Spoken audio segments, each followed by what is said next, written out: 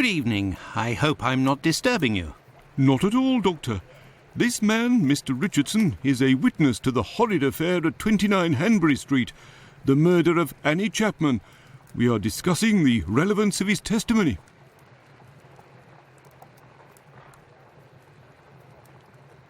You're probably not in a position to discuss it with me, but I would like to know more about what you call the relevance of this young man's testimony. Oh, there's no secrecy. It's simply that the testimony given by Mr. Richardson doesn't match the time of death given by the coroner, Dr. Phillips. What was the time of death, according to him? Before 4:30 in the morning. My conclusions were the same. Were there any other conflicting testimonies? Well, 2 other witnesses summoned at the preliminary inquest gave testimony, but in these cases too, the times don't match. Do you remember what it was they said? I didn't question them myself. A colleague of mine took down their statements on paper, but on deciding they were of little use, he tore them up and threw them in the bin. There's no point in being bogged down with useless paperwork. I will take my leave, Humphreys. Goodbye, Doctor.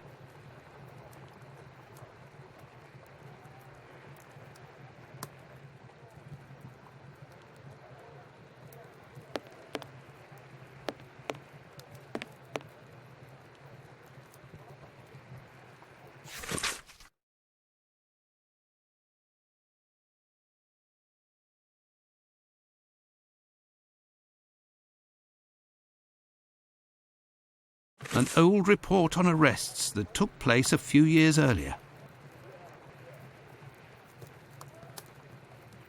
Here are the ripped statements. I can piece them together again.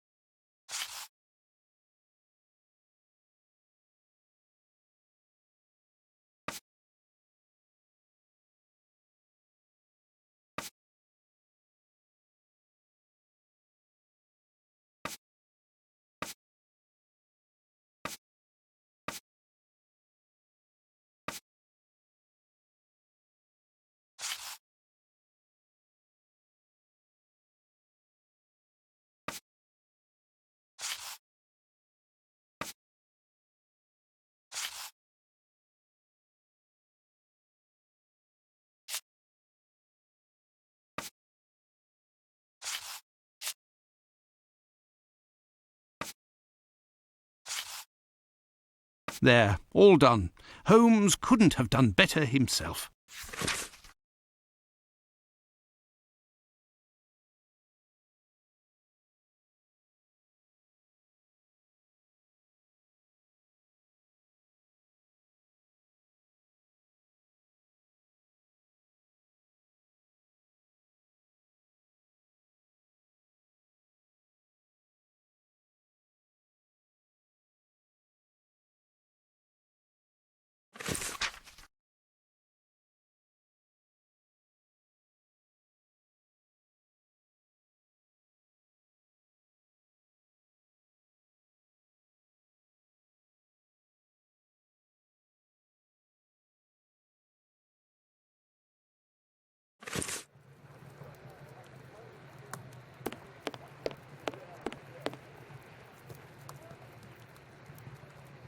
May I introduce myself? I'm Dr. Watson.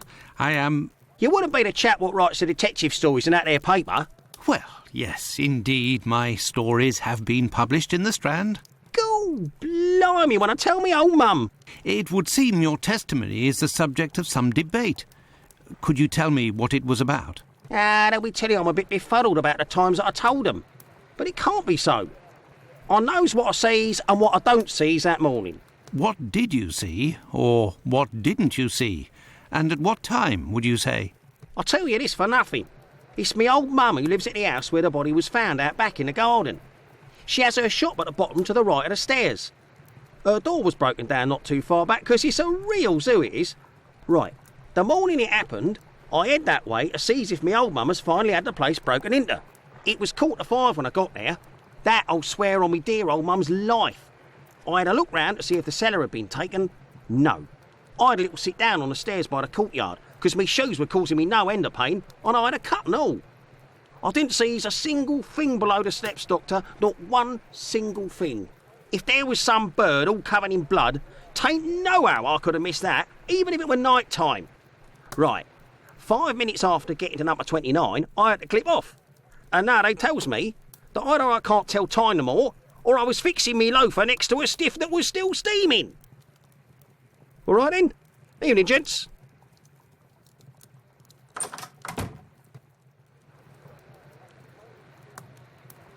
Yes, Doctor? So, how far along are the investigations into these two recent murders? Everyone around here believes both crimes were committed by the same man. But as for the Hanbury Street and Bucks Row crimes, nobody has heard or seen a thing. By the way, have you heard of a Dr. Tumblety? No. Is it important? Yes. Well, no, maybe. Actually, I don't know. I have heard about this man, his frequent nocturnal outings and bizarre behaviour. What does this chap look like, Doctor? And where can we find him? The last I heard was that he was staying at Finley's place, the man who was looking for me a few days ago. It would greatly assist us if you could ask Finley what your strange associate looks like. We could then see if the description matches any witness accounts. I will take my leave, Humphreys. Goodbye, Doctor.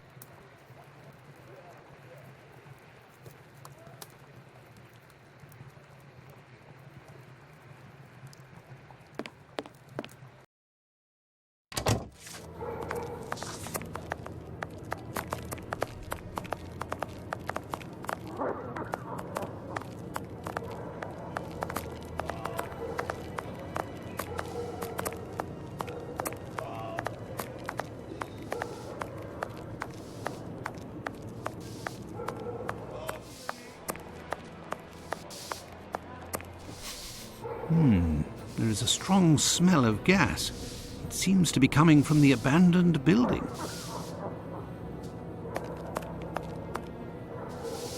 Good evening, Finley. How are you? Oh, good evening, Doctor. So. And you? It smells of gas here. You might say, Doctor, without wanting to speak ill of the force, I have to wonder if the police are up to something. What do you mean? Well, I was outside yesterday evening when the light went out at my place, and a gas smell came from the abandoned building across from my place. And a minute later, The police arrived and were snooping all around like it was them who hid the gas before arriving. Have things sorted themselves out with your strange tenant? Don't talk about it, Doctor. That man is truly bizarre. He goes to the most sordid locations once night falls. 3 days ago, my wife told me she saw him come in with blood-stained clothes and a fearsome look. Interesting. What does he look like, and how old is he? Oh, he's my age, give or take, so the other side of 50. He's always dressed in a striking manner with an American hat. He's big, close to 5'11", I'd say. He has a strange voice, not just his accent, see, his voice. Very well. Goodbye for now, Finlay. Goodbye, Doctor. Now then, let's go to the police station.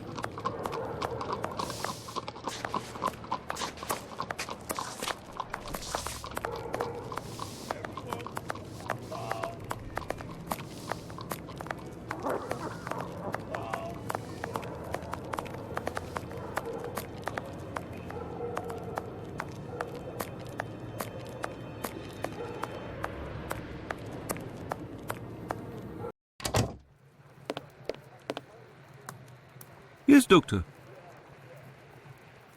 Tumblety is a man around 5'11", about 55 years old, extravagantly dressed and with a rather distinctive voice. He boards at Finlay's. You should know where that is, as the police were there only yesterday. Their arrival coincided with a strange gas leak. Ah, yes, I know where you mean. Indeed, there was an odd affair with the gas. It was rather unsettling. We were searching for a well-known scoundrel who was ratted out by Squibby, the chap we followed and saved from the pack a few days ago. This thug, no pity Bluto, must have been in the abandoned building in question. But there was no sign of him when we arrived. Furthermore, an inspector said that, given the smell, the thingamabob that supplies gas to the building was probably damaged. So we took no risks and were called away somewhere else. I will take my leave, Humphreys. Goodbye, Doctor. Well, it would seem that I have all the information I need for my investigation. Anyway, this fellow Bluto at the Wasp's Nest is rather shady and doesn't look like he'll want to cooperate. I'd be better off returning to Baker Street. Holmes will certainly know what to do. And besides, I am worn out.